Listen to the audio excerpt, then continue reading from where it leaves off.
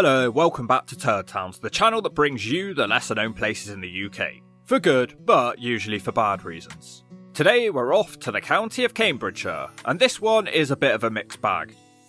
Whilst there was plenty of beauty to be found, the towns were a little bit worse than Norfolk and Suffolk.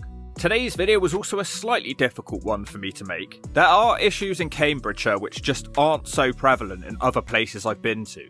There is a lot of racial tension with the EU which is newsworthy. I wouldn't normally touch on some of this stuff because you're always going to upset somebody, so I'll stick to the facts. My videos are upsetting enough already. But if I didn't mention some of this stuff, I just would not be giving you the full picture in these towns which you've come to expect from me. And if you don't like that, I don't care. Maybe you should get out and travel and experience some of these towns for yourself.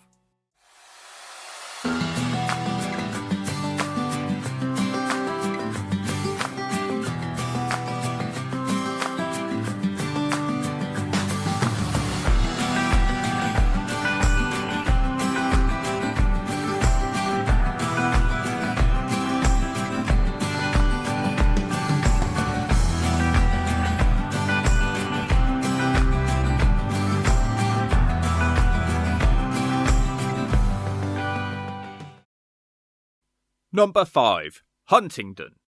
We're getting started today with the market town with a population of 20,760. Huntington is famous for being the birthplace of Oliver Cromwell, and you can find lots of nods towards him in the town. A man so hated that after his death he was dug up and executed again. It's rumoured that the hatred for him has nothing to do with him seizing power in England or causing genocides in Ireland. It was in fact because he was from Huntington. Besides that, what do you get with Huntington? Well, it's not the worst place I've ever been. It may have been nice at one point too, and there is still some positives, but as far as the great county of Cambridgeshire goes, Huntington does fall a bit short of the target and dribbles all over the bathroom floor. It's becoming a scruffy and down on its luck kind of town. It doesn't help that it's surrounded by towns like St Ives and Godmanchester, which have it beaten hands down. I'll start with the praise. It has green spaces and a river flowing through it, much like many of the towns in this county. There is also the remains of a castle, which is now essentially just some turd lumps in the ground. They have also built a new shopping centre, but for a change it's attached to the old one and therefore it doesn't completely kill the town's high street. The crime rate is also 77 in 1,000, which is lower than the 2 previous years, and this makes it only the second most dangerous medium-sized town in the county. That's where the praise ends. The town square could be nice, but now looks run down and it stares deep into your soul begging to be put out of its misery. The whole place is pedestrianised, which once again it makes me question if this was actually a good idea in the long run. It's not all bad though. Huntington must have one of the finest examples of a telephone exchange I've ever seen, but 5 stories, is that really necessary? Like, come on, how many people are in there? There was one van outside. Probably the best one I've seen though, solid 8 out of 10 for sure. Large empty buildings sit here, there and everywhere throughout the town. The busy roads thunder by, but nobody is looking to stop in Huntington. The house price here is lower than the Cambridgeshire average, but it still costs you a pretty penny at $356,000. The town is mainly just used as a commuter town for London, which is a trend you're going to see on this list. In 2016, thousands of cards were distributed throughout the town saying "Leave the EU, no more Polish vermin." Buildings and walls were also covered in graffiti saying "Die Polish scum." Now me personally, I've never met a Polish person that I didn't like. This leads me to believe that they were in fact talking about polish, because this town certainly needs a good polish or it will die. On a side note, it's kind of funny how the sentiment has shifted from Polish people. I remember all the hate growing up as I was around a lot of Polish folk. But I won't be around the Polish folk of Huntington ever again because I'm never coming back. Number 4. Littleport.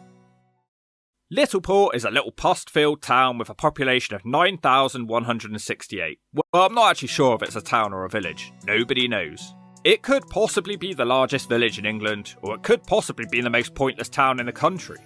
In a county where lots of the towns are stunning, Littleport certainly breaks that mould, because everything here is either broken or mouldy. Nobody actually wants to be here. Its sole purpose is to house people who couldn't afford Ely or Cambridge. This creates a negative atmosphere in the village because the people feel like they've failed at life. The main reason for the inclusion of Littleport is that somehow, despite being a small town or maybe a village, it has the most crime per resident out of Cambridgeshire's 2 major Turdtowns, with 100 crimes per 1,000 residents. This one almost needs some investigating because it's strange. Before 2019, the crime rate here is what you would expect from a village. Consistent, low and acceptable. Then something has happened to cause an 80% increase in crimes, and it's remained that way ever since. Maybe the virus altered their brains and turned them into violent individuals. That really was my main gripe with the place, because nothing else noteworthy ever happens here. I have been to some bland and pointless places in my time, but Littleport might take the biscuit for lack of style points. I walked about for hours and hours, desperate to find something. This place is so boring and completely lacking in character. I don't get it. Is it because there's a lot of barber shops here? I believe it used to be more important, a very long time ago, as it used to be a port before the river was drained and made much smaller. With Littleport being just a couple of metres above sea level, it would make perfect sense to let the river swallow it whole one day and the whole world would lose nothing. Number 3, Chatteris. Chatteris is a fenland market town with a population of 11,011. I said Fenland, not Finland. It's basically a large, boggy peat marsh area of the county. This gives the whole area a downtrodden backwater kind of vibe. And yeah, it floods here. What's worse than living in a turd town? Living in a soggy turd of a town where no matter how much water is tipped on top of it, it still won't flush. Best get the bleach and the scrubbers out. I pretty much hated it. You can call it Chatteris if you want. As you enter, you might think this would be okay, but how wrong you would be. This place should have been used for the new 28 Days Later film because everybody just stumbles around in a zombified state and the town itself is a post-apocalyptic wasteland. Everything is overgrown, trashed and on the verge of collapse. You expect the odd boarded up building in even the best of places, but this was seriously taking the urine and dumping it all over the bathroom floor. They even resorted to tactics from up north, although I must say, top marks for the artwork on this one. Open all hours? They must have been joking. The high street is one of the worst that I've ever seen for a town this size. I didn't even know what I was looking at. I didn't even believe I was in the right place. Surely this can't be all that they have. Well, they do have an out-of-town Tesco and a B&M, but that's your lot. Sexy Lexi, I need a house in Chatteris. How much? There's plenty of options here. It's mainly just used as a commuter hub due to the cheap average house price of $234,000. Nobody wants to be here, but it's not too far from the bigger cities. If you don't have a job in the city though, don't worry, because there is work in the town. The main employer in the town is turnip and parsnip picking, which further adds to the hillbilly nature of the place. For some reason, this place has a history of producing champion boxers, which is probably why the town is so smashed up. Surprisingly, Chatteris actually has the second lowest crime in the county, possibly because they closed the police station down.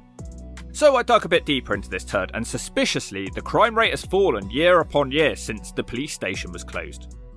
The station was then turned into a museum of armed policing, but that didn't last long as the Chatteris residents kept stealing the billy clubs to whack each other with in some sort of stick and twisted caveman-like game. I was surprised by how grim and depressing it was here. Sure, you can live here, but I'd rather eat my own spleen. If you're not a fan of turnips and parsnips, don't worry, because there's other employment at an onion processing plant. That's enough to bring tears to your eyes. It's not great for commuting though, as it could take up to an hour to either Peterborough or Cambridge. There is no train station, so this place feels isolated. You're going to need a car. But don't worry, because the only public car park in the town has around 30 cars just sitting here. Because there's no time limit or charge on the car park, some genius decided to use the car park as his own personal garage forecourt. You have to praise the entrepreneurship of this bloke. It's probably the most intelligent idea that anybody from this town has ever had. The town council can't do a thing about it either. Perhaps if the rest of the town took guidance from this man's business acumen, this town wouldn't be dying. Other business leaders in the town are drug dealers, people who can be hired to shoot cats with air rifles, and a celery empire. Avoid this one, I'm pretty sure hillbillies live here. Number 2, Peterborough. Peterborough is a city of a population of 215,000. What hasn't already been said about Peterborough that I can tell you? Because I'm sure you already know that this place is regularly voted the worst place to live in the UK, 3 years on the trot. That won't be happening again though, because that vote is closed for good, so Peterborough residents can breathe a sigh of relief into their nearest urinal. And in the end, I did find something that I liked about Peterborough, but that's coming at the end. Peterborough basically just feels like a London suburb. Everything is big, gloomy and grey, full of rude people who wouldn't piss on you if you were on fire. Judging by the state of the city, they'd probably miss you anyway.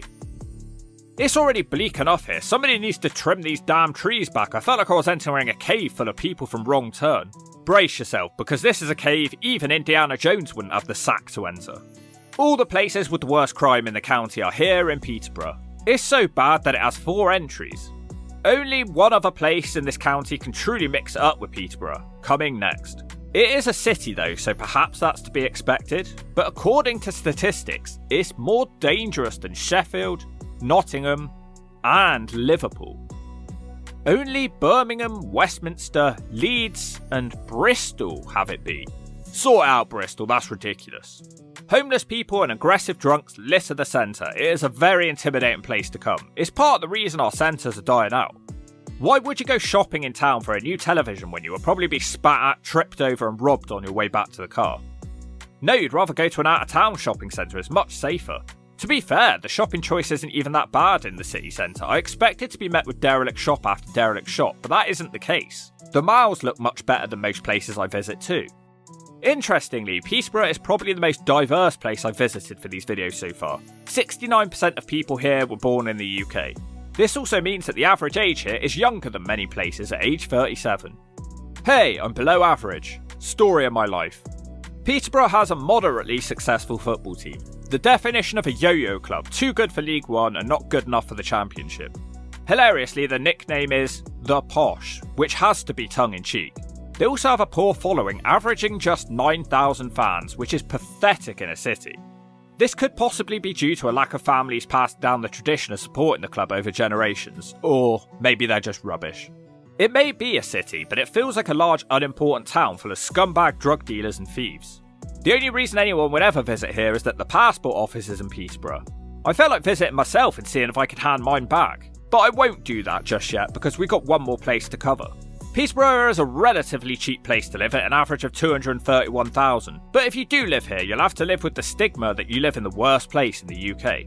Not my opinion, but it seems to be a popular one. Voting Peterborough as the worst place in the UK 3 years straight, I thought they were just doing it as a joke, but the crime here is truly appalling, and that alone would give it a high finish on any Turdtowns list. Despite that, Peterborough isn't the worst place in the UK, it's just not. It's bad, yes. The crime rate is enough alone to ask our old pal Putin to do us a solid. But there is shops, stuff to do, it wasn't that ugly, and money has been spent here, and I didn't feel uneasy or unwelcome like in number 1. So let's end it on a bit of praise, because my god, Peterborough could do with some. When I first came here, it was my mission to say something nice about Peterborough, and I think I found it. The cathedral is one of the best I've ever seen.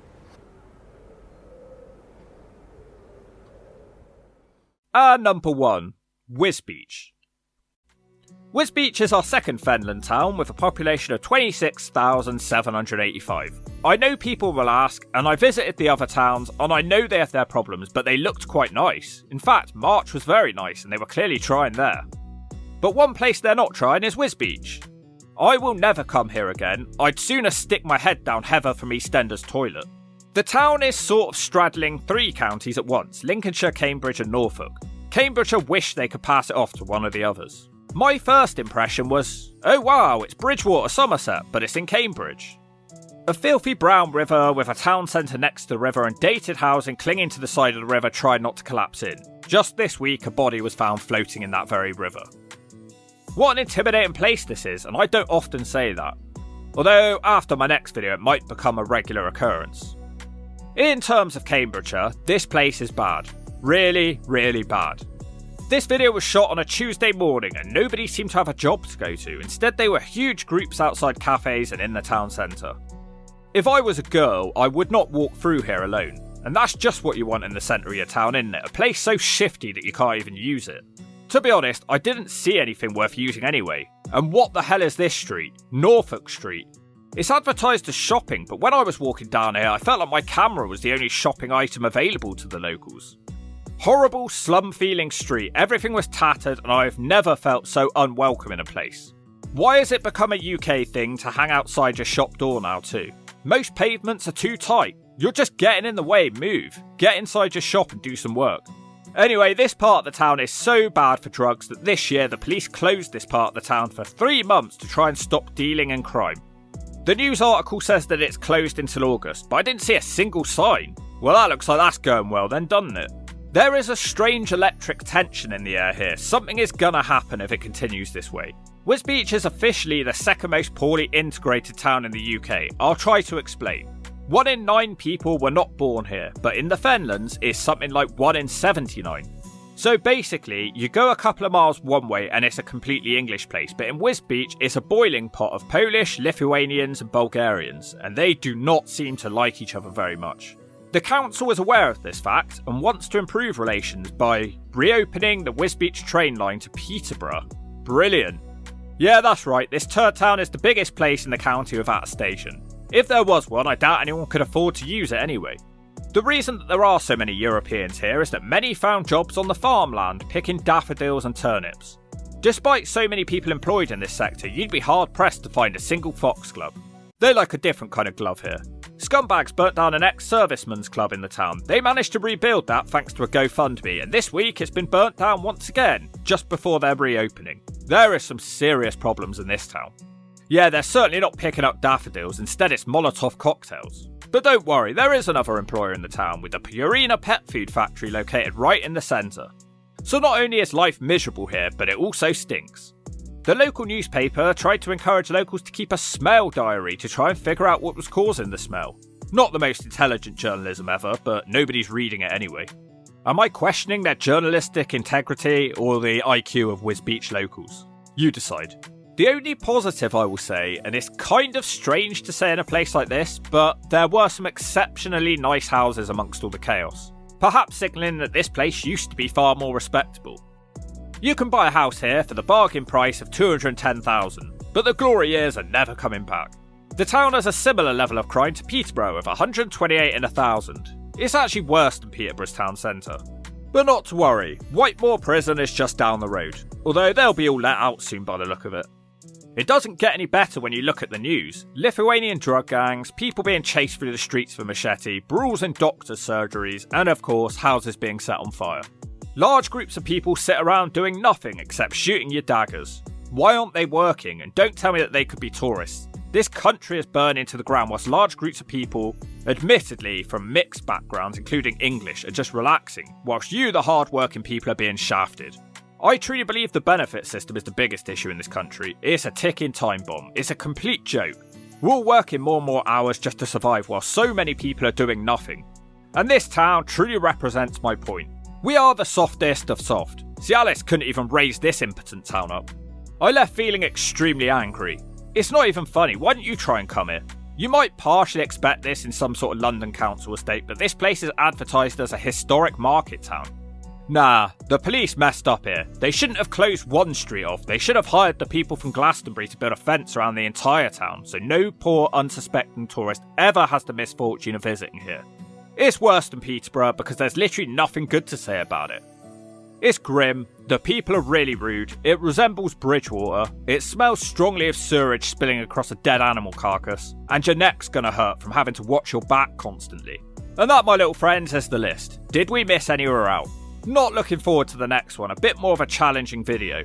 I tried to handle the issues here as carefully as I could, but like I said, it is impossible to make a video about Whisby and not explain the demographics of the place. And by the way, somebody please end this heatwave. I never thought I'd miss the days of freezing to death in my car in Scotland, but that was easier than this. I'm sleep deprived and burnt, but I'm still standing, determined to continue the summer of turds. So if you enjoyed this video, make sure you drop a like, share and subscribe to help Turdtowns thrive.